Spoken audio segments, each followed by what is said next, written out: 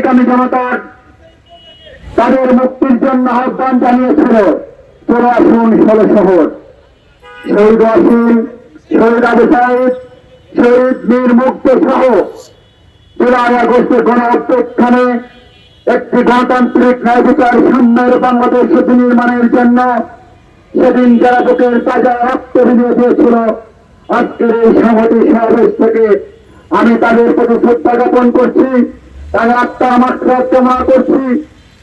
আমার যে সকল বীর ভাইরা এখন আহত অবস্থায় যারা চিকিৎসাধীন আছেন তাদের সকলের আরোগ্য কামনা করছি।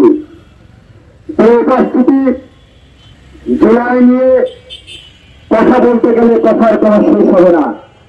জুলাইয়ের ইতিহাস, রক্তস্নাতের ইতিহাস, যে ত্যাগের ইতিহাস, সেই ত্যাগকে কোন সংক্ষিপ্ত বর্ণনা বা ভাষণের মাধ্যমে প্রকাশ করার সুযোগ নেই।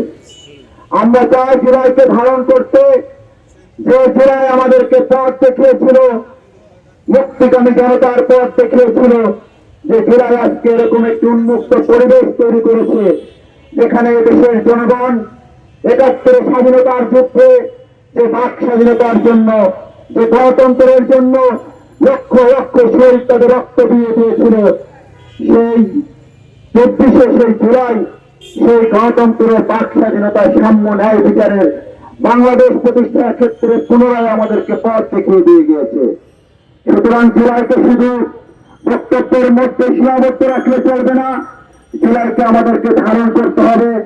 আর জুলাইকে ধারণ করতে হবে যেহেতু ১.৫ দশকের বেশি সময় ধরে বাংলাদেশের জনগণের উপর যে নির্মম নির্যাতন নিপীড়ন চালানো হয়েছে, যে ফাঁসির শক্তি বাংলাদেশকে কুক্ষিগত করেছিল, এদেশের জনগণের বাক স্বাধীনতাকে হরণ করেছিল, সেই ফাঁসিকে আজকের এই সংহতি সমাবেশ থেকে বাংলাদেশে যে জনগণের সরকার প্রতিষ্ঠা হয়েছে, যে গণতান্ত্রিক সরকার প্রতিষ্ঠা হয়েছে, আমরা সেই সরকারের মাননীয় প্রধানমন্ত্রী জনাব তারেক রহমানের কাছে পুনরায় আহ্বান জানাবো।